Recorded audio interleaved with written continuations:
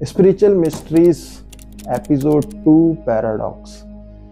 जो पैराडॉक्स आज का एपिसोड है ये कहीं ना कहीं लिंक करता है एपिसोड 1 के साथ में। तो यदि आपने वह अब तक नहीं देखा तो मैं आपसे रिक्वेस्ट करता हूं कि आप उसको जाके जरूर चेक करें, क्योंकि उसमें से एक पॉइंट आता है जो इसके साथ कनेक्ट करेगा पैराडॉक्स जो आज हम बात करने वाले हैं।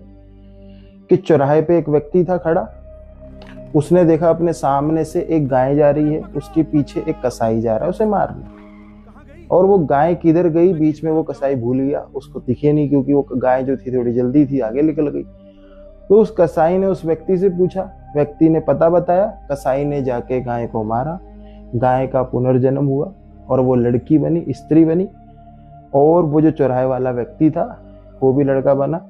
तो उन दोनों का विवाह हुआ, कैसे भी हुआ, एपिसोड 1 एक बार देखिए जरूर।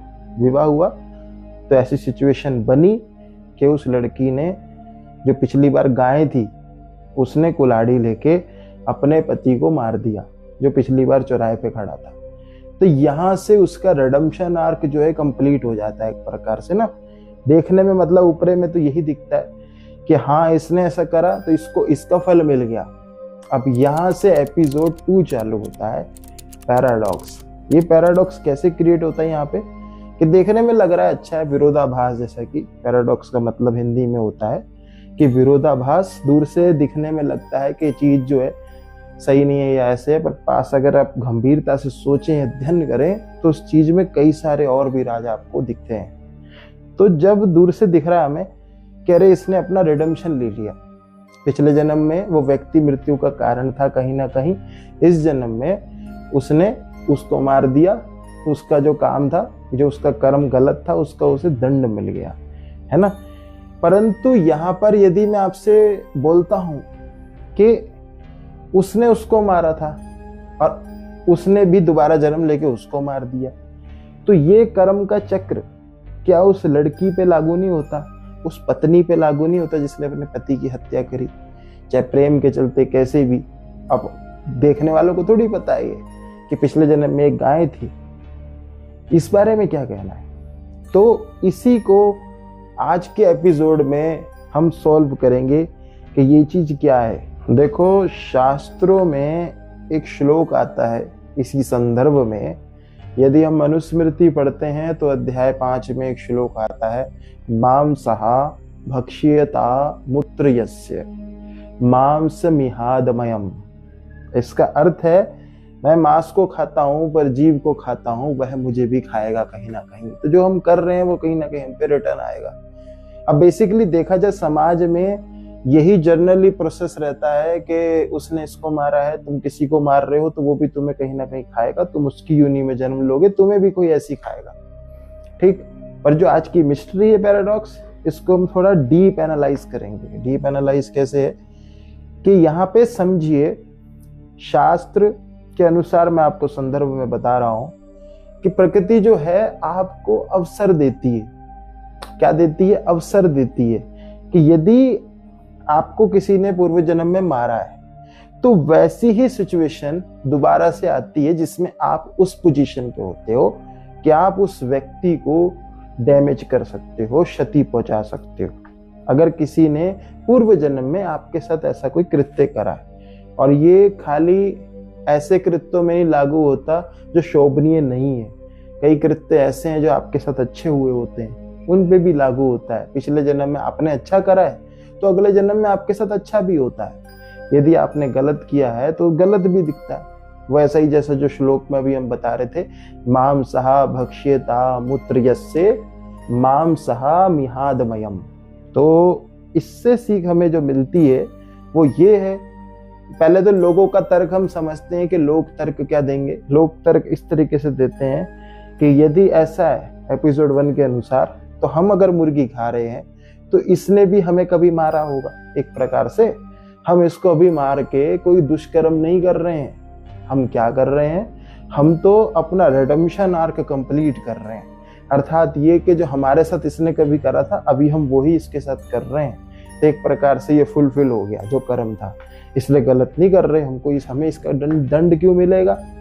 तो इसके संदर्भ में ये समझिए, प्रकृति आपको ऐसी स्थिति, ऐसी परिस्थिति में ले आती है कि जिस व्यक्ति ने आपका दिल दुखाया हो, आपको क्षति पहुंचाई हो किसी भी प्रकार से, एक बहुत आपको कष्ट हुआ हो, हृदय में काफी आघात हुआ हो आपके, वह व्यक्ति आपके सामने निहत्था हो। जैसे वो स्त्री जिसके पास कुल्हाड़ी थी, उसका पति सो रहा था, निहत्था था, उसके पास अवसर, प्रकृति ने उसको अवसर दिया, परंतु क्या होता है, वो अवसर पाने के बाद हमारी जो अपब्रिंगिंग रही है, ये समझिए जिस तरीके से हमारी परवरिश हुई है, वो सारी वहां पे की रोल प्ले करती है कि वैसी परिस्थिति में हम क्या निर्णय लेते हैं, वैसी परिस्थिति में हम क्या उचित समझते हैं। देखिए, नॉर्मल जर्नल जो व्यक्ति है, जैसे आत्मा के कोश है, मनोमय के चलते मन तो ये कहेगा मेरे साथ इसने गलत करा, मैं भी इसके साथ गलत करता हूँ, लो हो गया मेरा रिडेम्पशन आर्क कंप्लीट एक प्रकार से।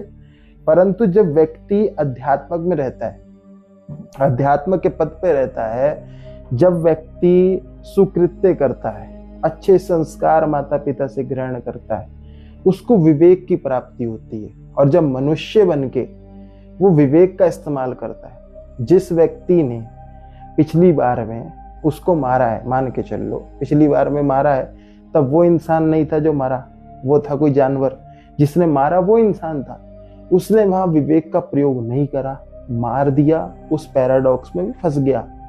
अगली बार क्या हुआ, वो जो है जिसने मारा था वो बन गया जानवर, और जो जानवर मरा था वो बना इंसान। अगर उसने भी वहां पर विवेक का इस्तेमाल नहीं करा तो क्या होगा, ये लूप जो है ना, ये चलता रहेगा कंटिन्यूसली। देख के लग रहा है रिडेम्पशन पूरा हो रहा है, और जब हम गूढ़ इसमें अध्ययन कर रहे हैं तो पता लग रहा है कि नहीं हो रहा है। इसी को कहते हैं पैराडॉक्स।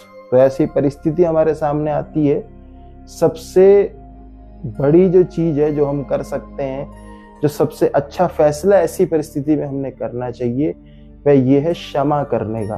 कि हम क्या करें, क्षमा करना सबसे ज्यादा बड़ा कर्म है। यदि आप किसी को क्षमा करते हैं तो आप उस कर्म के चक्र से तो निकलते हैं कि मेरे को इसने क्षति पहुंचाई, मैं भी इसको क्षति पहुंचाऊंगा, इसने मेरे को ये बोला, मैं भी इसको ये करूंगा। नहीं, आप भगवान की भक्ति करते हैं, भगवान की शरण में हैं, तो आप भगवान पे छोड़िए कि प्रभु मैंने कैसा व्यवहार किसके साथ करा है ये आपको पता है, मेरे हृदय में क्या चलता है ये आपको पता है, कोई भी कृत्य कर रहा हूं इसको करने के पीछे मेरी इंटेंशन आपको पता है। तो सामने वाले ने मेरे साथ भले ही बुरा करा हो, परंतु मेरे को इसके साथ कुछ बुरा करना नहीं है। जो भी इसका हो, इसका फल हो या इसको दंड मिल रहा हो, वो आप देखो, मेरे को कुछ नहीं इसमें करना। मैं मतलब इसका कोई भी निर्णय लेने वाला करता नहीं हूँ, क्योंकि मैं भगवान का दास हूँ। ये भाव हमें ग्रहण करना चाहिए। खैर, ये तो आध्यात्मिक की बात है, परंतु जर्नली व्यक्ति जो मंदिर में नहीं जाते हैं, ऐसी सामान्य लाइफ जीते हैं, उनको एक ही चीज सीखनी चाहिए कि क्षमा करना। आपका कोई हृदय तोड़ता है, क्षति पहुंचाता है, आपको कोई जीवन में चीज चाहिए और उसकी प्राप्ति नहीं हो रही है, तो उसमें आप एंगर में आके, बदले की भावना लेके कोई गलत काम उसके साथ मत करिए। इस एपिसोड का पर्पस ये है कि ऐसे पैराडॉक्स में ना फंसिए जो आपको इस लूप में फंसा दे कि आप उसे मारे, फिर वो आपको मारे, फिर आप उसे मारे, फिर वो आपको मारे। इस लूप से निकलने का सबसे सरल मार्ग है कि क्षमा करना सीखिए। कोई भी आपको अगर क्षति पहुंचाता है उसको क्षमा करना सीखिए कि ठीक है, ईश्वर की अब जो इच्छा है वो होगी। हम देखो कर्म तो कर ही रहे हैं ना, आगे जो है वो तो ईश्वर की इच्छा ही है टोटल में। तो अपना कर्म करना मत छोड़िए, ईश्वर पे बिल्कुल ये मत हो जाइए कि हम तो भैया वही आके हमको खाना हाथ से खिलाएंगे। नहीं, आप पूरा कृत्य करिए, 100% दीजिए। फिर भी यदि सामने वाले की मंशा आपकी निंदा करना है, आपके साथ छल कर लिया, आपको लूट लिया है, कुछ भी कर लिया है, तो आप उसके साथ अगर अगेंस्ट में यही चीज उसके साथ रिपीट करेंगे तो आप में और उस व्यक्ति में डिफरेंस क्या रहेगा? कोई डिफरेंस रहेगा? तो प्रकृति इस तरीके से आपको एक अवसर प्रदान करती है। उस अवसर का वो आपसे कहती है कि इसने तेरे साथ ऐसा करा, एक प्रकार से मन में, अब तू ये कर सकता है, तेरे पास टाइम है, तेरे पास मौका है, तू भी इसको क्षति पहुंचा, तू भी इसका गलत कर। उस समय पे आपका निर्णय क्या होता है? जब प्रकृति आपसे बोले कि अब ये समय है, प्रकृति कैसे बोले, अर्थात ये है कि उस सिचुएशन में आपके हर तरफ से रास्ते होते हैं कि आप उसको बर्बाद कर सकते हैं, उसके साथ गलत कर सकते हैं, हित कर सकते हैं उसका।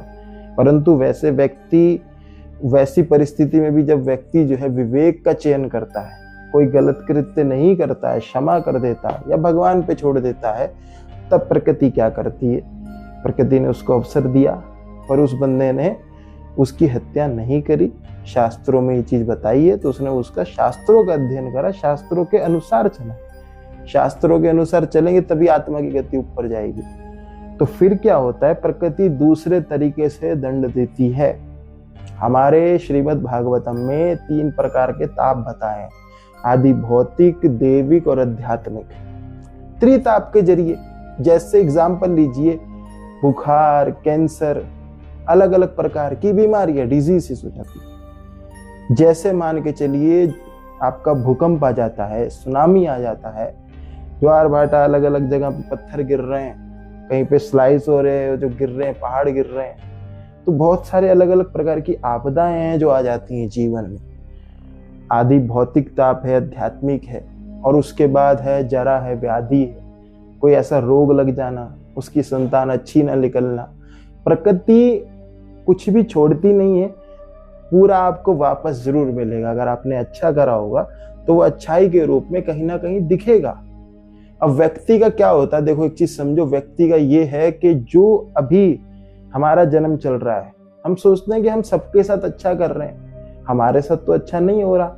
सबका भलाई करने के बाद भी हमारे पे धन नहीं आ रहा, और जो व्यक्ति गलत कर रहे हैं, छल से पैसे ले रहे हैं, उनके पास धन आ रहा है, हमारे पास नहीं आ रहा, तो इसी की मौज है।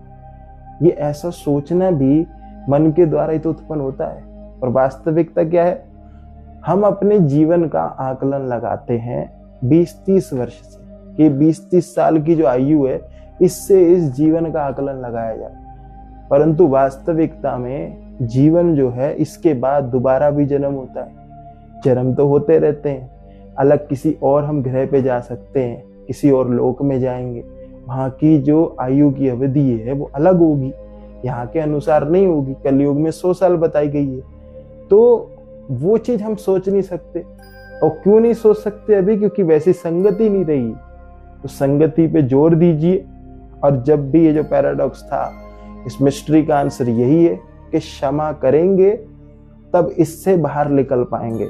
यदि आप क्षमा करना नहीं सीख पाए, कंटिन्यूसली रिपीटेड मोड में आप वो चीज करते रहेंगे जो उसने आपके साथ करी, आपने भी उसके साथ कर दी, तो ये पैराडॉक्स जो है ना, लूप कभी बंद नहीं होने वाला है। बार बार पुनर्जन्म का जो पैराडॉक्स है, ये चलता रहेगा इस प्रकार से।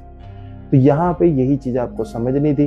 ये आज का जो विषय था हमारा, ये देखने में लगता है बहुत सरल है, कैसे मैं मुर्गी को खा रहा हूँ, मुर्गी कभी मेरे को खाएगी। परंतु जब हम इसमें डीप में देखते हैं, अंदरूनी तौर पे जाके चेक करते हैं, तब पता लगता है कि मैं मुर्गी को खा रहा हूँ। मुर्गी जब मेरे को खाने की बारी आएगी, अगर उसने ऐसा नहीं करा, मुझे नहीं खाया, तब क्या होगा? तब मेरे को कोई और खाएगा, या मैं अपनी आयु पूरी करके मुर्गी बन के मरूंगा। मुर्गी के अगली बार फिर से मुर्गी बन गया, मैं फिर 2 बार मुर्गी बन गया। तो इसलिए यदि आपको ये समझ आ जाए और आप इंसान हैं, अभी ये वीडियो देख रहे हैं, तो प्रयास करिए पहले कि मांसाहार भोजन ना करें, किसी और जीव को ना मारें।